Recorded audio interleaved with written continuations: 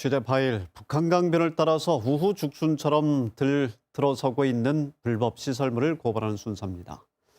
네, 강변 지역이 무법지대로 변했는데도 해당 시군은 무엇을 했는지 비판이 제기되고 있습니다. 먼저 박성훈 기자의 보도입니다. 올해 6월 11일 홍천강변의 모습입니다. 굴삭기로 공사를 하고 있습니다. 석 달 만에 현장을 살펴보니 땅이 평평하게 다져진 상태였습니다. 누군가 강가에 배를 대기 쉽게 임의로 공사를 한 것으로 추정됩니다. 자기네 개인 배를 내리기 위해서 포크레인을 임의적으로 하천을 파가지고 홍천군에 문의한 결과 문제의 공사가 진행될 무렵 이 부근에서 형질 변경 허가가 난 건 단 한 건도 없었습니다. 불법 행위였던 겁니다. 이처럼 KBS의 취재를 통해 불법 시설물들이 잇따라 발견되자 관할 행정기관들은 이제서야 실태 조사를 벌이겠다고 밝혔습니다. 저희가 좀 현장 확인해서 관련법령에 이제 검토를 해서 조치를 해야 되는 조치를 하겠습니다. 하지만 주민들의 반응은 시큰둥합니다.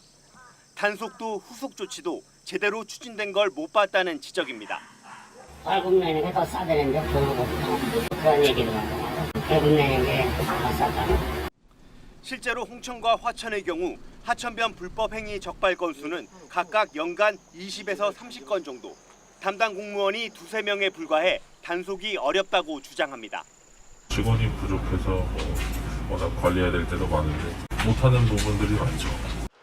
반면 경기도 가평군의 경우 최근 1년 동안 하천변 불법 행위 단속 건수가 920건에 이릅니다. 그리고 적발된 시설의 97%를 이미 원상복구시켰습니다. 별도 단속반을 운영한 결과입니다. 자진 철거가 안 된 부분에 대해서는 저희가 행정대집행까지 추진을 해서 거의 대부분의 불법 시설물에 대해서 완료를 좀 한 상태입니다. 하천변 불법 시설물 정리는 결국 행정기관의 의지의 문제라는 지적이 나오는 이유입니다. KBS 뉴스 박성은입니다. 네, 계속해서 북한 강변의 각종 불법 시설물 난립 현장을 고발한 취재 기자와 함께 자세한 이야기 나눠보겠습니다. 네, 박성훈 기자, 이번 취재에서도 확인된 곳이 상당히 많다고 하는데요. 그 실태가 지금 어떻습니까? 네, 저희가 이번에 관련 부도에 담지 못한 곳까지 합치면 취재진이 확인한 북한 강변의 시설물 조성 지점은 무려 20곳이 넘었습니다. 저희가 순수 확인한 곳만 그렇고요. 인근 주민의 얘기를 더 들어보면 평화의 댐 방향 북한강 상류와 홍천강 여러 지점에 아직도 저희 카메라에 담지 못한 불법 시설물들이 훨씬 더 많이 남아있다는 상황입니다. 네. 저희가 홍천강 일부 하천구역에는 캠핑장 사무실이 무허가로 조성돼 운영 중인 곳도 확인을 했고요. 네. 현재도 새로운 제보가 계속 들어오고 있는 상황입니다. 여기에 춘천 지역 북한강변과 각 계곡의 불법 조그만 평상까지 감안한다면 정말 광범위하게 불법 시설물들이 확산돼 있는 것으로 추정이 되고 있습니다. 실제로는 훨씬 더 많을 것으로 추정되고 있어서 더 큰 문제입니다. 그러면 특이한 사례, 더 문제가 되고 있는 사례를 지적해 주시죠. 네, 특이한 사례가 있었습니다. 네. 불법 시설물 중에 특이했던 사례는 8호에서 찾아볼 수 있었는데요. 불법 시설물 중에 매매가 의심되는 경우였습니다. 이 집 주인은 서울에서 온 노부부였는데 이들은 요양을 위해 강변 집을 구했고 매매 계약서까지 쓴 적법한 이주였다고 주장했습니다. 하지만 화천군에 확인한 결과 해당 주택은 건축 허가가 나지 않은 데다 한국수력원자력 소유의 땅에 지어진 불법 건축물로 드러났습니다. 그래요? 별장 용도로 의심되는 한 불법 시설물은 건축한 사람이 최근 해당 시설을 팔기 위해 부동산에 내놨다는 인근 주민의 증언도 확보를 했습니다.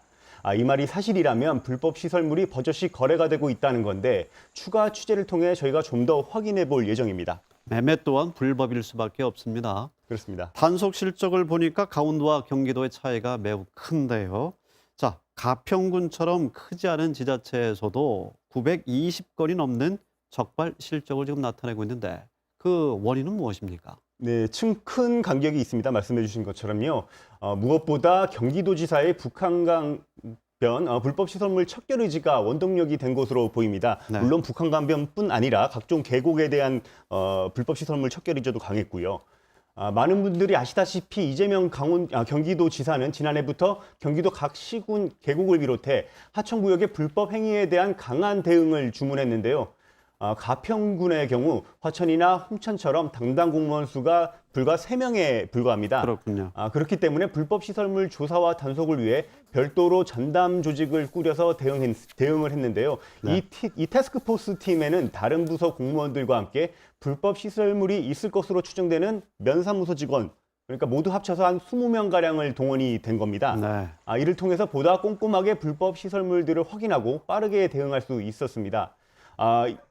적발한 그 장소에 대한 행정처분 강도도 훨씬 셌는데요. 네. 마찰 등을 우려해서 강원도 지자체가 잘 하지 않는 행정대집행, 그러니까 강제 철거가 대표적인 예가 될 수 있는데 네, 네. 이런 강제 철거까지 포함하는 강력한 처분을 내리고 있습니다.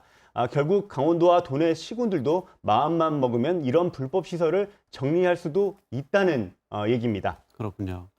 엄청난 단속 실적도 실적이지만 복구율이 아까 상당히 높았는데 얼마나 되고 있습니까? 가평군의 경우? 네, 920건 정도를 적발을 해서 860건이 넘는 지점들의 불법 시설물을 정리를 했는데요. 이제 이 정리라는 말은 원상복구를 의미를 합니다. 무려 97%가 넘는 이행률인데 한 20곳이 남는데 이곳은 현재 그 불법 시설물에 거주를 하고 있는 주민들이 있기 때문에 조금 시간을 준 것으로 보입니다. 그렇군요. 당국의 의지가 관건입니다. 박성훈 기자 수고하셨습니다.